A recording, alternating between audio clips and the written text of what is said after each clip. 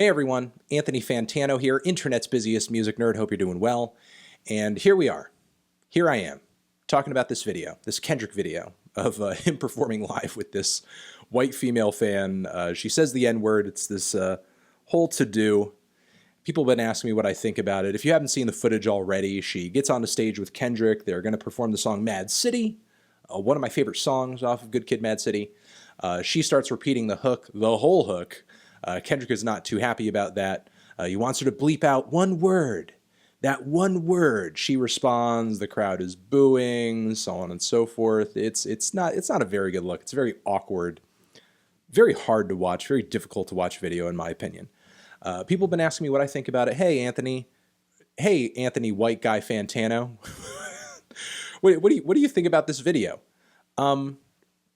Look, I don't think the situation is as cut and dry as a lot of people want to paint it to be just because it makes them feel more comfortable at the end of the day in whatever position they already held going into this video. Do I think the girl looks goofy on stage doing what she's doing? Yes, absolutely. I do think she does. I think she looks kind of silly. And I think her biggest misstep was really in the way that she responded to Kendrick after he kind of put the song to a halt and just asked her to do one thing. The way that she responded saying, hey, you know, aren't we cool, bro? It just seemed a little indignant, like he's the artist, it's his stage, just, you know, comply with his request. It's not really that big of a deal. I get that it was a little awkward, but, you know, I think she could have had a cooler response about all of it. And honestly, I think the whole thing could have just been totally pushed over with just a my bad. And as long as her performance going in afterwards was solid, was good, I think it could have been, you know, a fun moment during the concert, during the performance. So there's that element of it. And the second element of it, I think Kendrick could have handled the situation better, honestly. I know this is not the first person or even first white person he's pulled onto the stage to, you know, perform a song with him with the N-word in it. And I've seen other social media footage of that, and that went over totally fine. But the thing is, like, you're the celebrity here. You're the famous rapper, you're on the stage, all the fans are in front of you. You have a lot of power in that situation. You know what I mean? And I know while this girl went onto the stage and she might have committed a huge social misstep and, you know, completely failed to read the room in a way. Even though I will say, like, when she was rolling with the song originally with the audience, which looked mostly white, it seemed like there was a bit of initial shock, but then it seemed like they were kind of rolling with it before Kendrick stopped the track. And it sounded like a lot of them were saying the words too. You know what I mean? All the words sounded like they were saying the words too. So the boos didn't really come out full-fledged and she was like getting cussed out once the song stopped. And here's the thing. Like, I think Kendrick could have handled the situation better too. Like, did it need to be this big show-stopping to-do where it's like this back and forth on the microphone? You essentially turn the audience against her. You're getting people to boo her. Like, I know she went on stage with you, but I don't know if she really deserved that treatment. Like, again, you can take personal issue with the use of the word, and that is completely within your right to do so. You know, there's no law on the books about how you should or shouldn't treat the N-word, but at least from my personal example, you know, I don't use it colloquially. You know, I think quotation is one thing, but I don't use it colloquially, and I don't use it really that often in my reviews either, because I kind of see my reviews as just kind of entering someone else's space who is watching my stuff. And I feel like constantly rattling off that word as a white person could make a lot of people uncomfortable. And that's not really what I'm trying to do. I'm not trying to alienate anybody with my reviews. I'm not trying to essentially put anybody on the defensive with them or really kind of generate a discussion around this really sensitive topic. All I really want to do is talk about the music at the end of the day. You know, I don't want to have to quote the N-word in a lyric in a review and then have all the comments down below just be this gigantic fucking debate about the use of the N-word. You know what I mean? The thing is, this girl, I don't really think she deserves this treatment. Some people are calling her racist and idiot and so on and so forth. And again, I'll agree to the idea that she was not reading the room appropriately.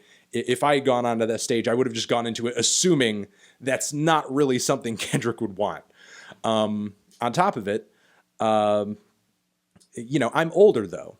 That's kind of the second part of this. I know there's an increased sensitivity among this younger generation when it comes to inequality and racism and so on and so forth. Most definitely the case. But simultaneously, a lot of these young kids, their primary exposure to this word is just hip hop songs that they like. You know what I mean?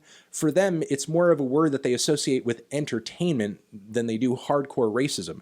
Absolutely, the word has racist roots. But from what I understand, I mean, part of the use of the word in hip hop music is to take the power away from the word, take that original racist power out of the word. And while that has been happening for years, and I totally understand the mentality behind that message and behind that effort, simultaneously, something like this could be the unintended consequences of that sort of thing, especially when you have such a large bulk of the hip hop audience these days being white. White kids fucking love hip hop.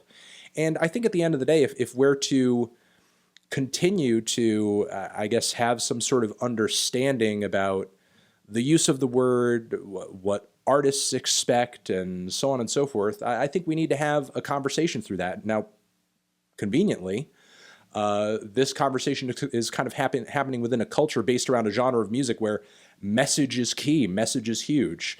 I feel like it creates an opportunity for artists to essentially voice their opinions on this issue very clearly and directly to their fans. I know Brockhampton has had pretty clear opinions on this, and I know that Injury Reserve as well, who I commend, who had a really smart refrain in the S on Your Chest track from their Floss album, where they repeat the word, but they use the alteration of it, nibba. And Richie with a T says, I said it the second time like that for the white kids because I know they want to say it, and that ain't right, kid. And to me, that's like a genius way of kind of commenting on this topic with the audience in a way where you kind of get your request across.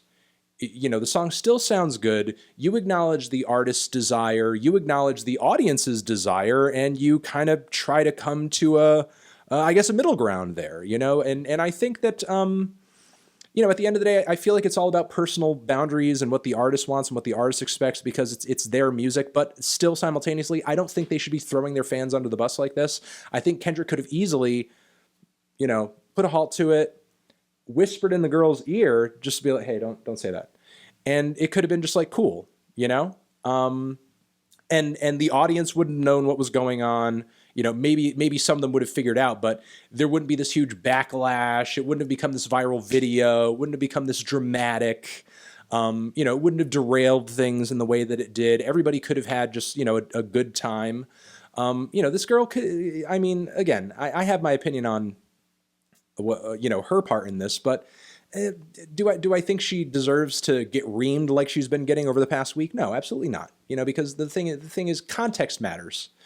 She wasn't using the word in a racist sense. She wasn't trying to attack Kendrick Lamar or say anything nasty or anything like that. You could say it's misguided, but does she deserve to be attacked over that? No, I don't think so.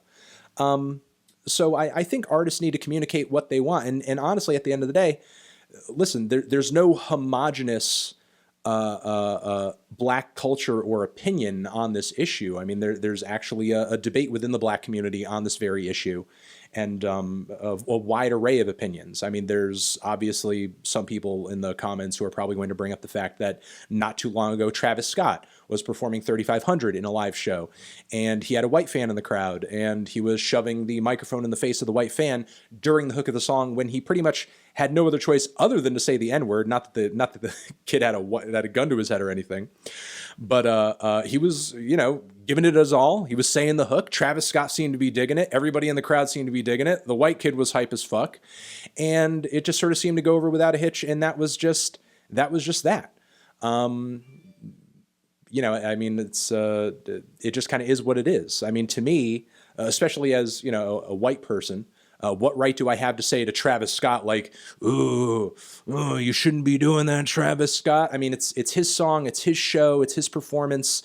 And really, at the end of the day, it's just kind of what he's comfortable with. You know, some black people are not comfortable with white people using the word. And furthermore, some black people are not comfortable with any use of the word at all. They don't use it themselves, and they don't like hearing it used just in general. On my wife's side of the family, you know, the younger folk, for example, do not use it around the older folk at all because they just won't tolerate it. They're not into it. That's not something that they expect. You get in trouble. You know, it's not cool. So listen, again, at the end of the day, I feel like it has to do with the artist preference. I think that should be communicated to the fans. And I think it's also up to the fans to listen and to understand. And honestly, I think it's just about respecting boundaries at the end of all of it. I mean, there are people in the gay community who are not comfortable with the F word being used. There are people in the trans community who do not want the T word being used. And, you know, honestly, if they're not cool with that, I think it's just, you know, respectable to, in that context with that person, you know, just be cool with those boundaries. Don't use that word and just like be chill. There's no reason everybody can't just kind of get along. You know, I don't see sort of the drama around this issue. There are certain contexts in life in which certain words make things kind of uncomfortable, and that's just kind of that, you know, and I don't really see the word as being kind of a special case outside of that. You know, there's certain contexts in which talking about hardcore, detailed, just sex is really inappropriate. And, you know, there isn't a debate between people who are like, we should be able to talk about sex all the time. And then there are people who are like, we shouldn't ever be able to talk about sex, or there are only certain contexts in which it's okay. You know, we kind of understand generally as a society, there are certain contexts in which things are just not cool. Appeal to those societal norms if you just want to kind of go with the flow and get along.